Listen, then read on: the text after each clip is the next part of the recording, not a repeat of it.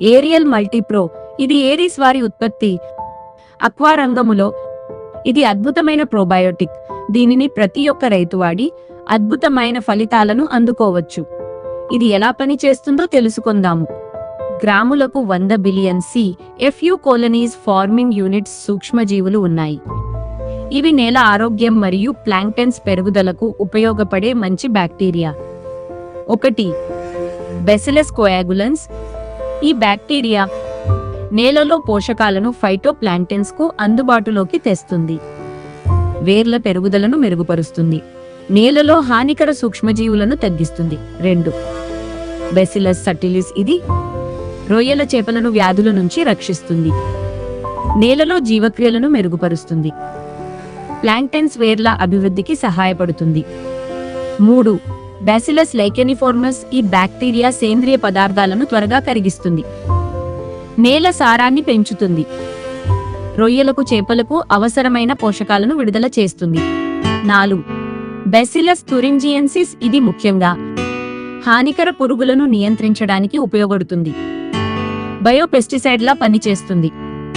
రొయ్యలకు చేపలకు రక్షణ ఇస్తుంది. 5. స్యూడోమోనాస్ డెంట్రిఫికన్స్. ఈ సూక్ష్మజీవి చెరువులో నైట్రోజన్ చక్రాన్ని సమతుల్యం చేస్తుంది. మొక్కల ఆరోగ్యాన్ని మెరుగుపరుస్తుంది. వ్యాధులను తగ్గించడంలో సహాయపడుతుంది. 6. థియోబోసిలస్ స్పీషీస్. ఇవి గంధకం సల్ఫర్ను అంటే చెరువులో ఉన్న హైడ్రోజన్ సల్ఫైడ్ ను ప్లాంక్టన్స్ కు ఉపయోగపడే రూపంలోకి మార్చుతాయి. నేల pH మరియు నీటి pH సమతుల్యం చేయడంలో సహాయపడతాయి. నేల పోషక విలువను పెంచుతాయి. 7. నిట్రోబాక్టర్ వినోగ్రాడ్స్కి. ఈ బ్యాక్టీరియా నైట్రేట్ ను నైట్రేట్ గా మార్చుతుంది. మొక్కలకు నైట్రోజన్ అందుబాటులోకి తీసుకువస్తుంది. రొయ్యల చేపల పెరుగుదలలో కీలక పాత్ర పోషిస్తుంది. 8. నిట్రోసోమోనస్ స్పీషీస్. ఇవి అమోనియాను నైట్రేట్ గా మారుస్తాయి. నైట్రోజన్ చక్రంలో మొదటి దశలో పనిచేస్తాయి. నేల సారాన్ని మెరుగుపరుస్తాయి. 9. రోడోబాక్టర్ స్పీషీస్. ఈ సూక్ష్మజీవులు ప్లాంక్టన్స్ కు ఫోటోసింథసిస్ చర్యలో సహాయపడతాయి. నేలలో జీవక్రియలను మెరుగుపరుస్తాయి.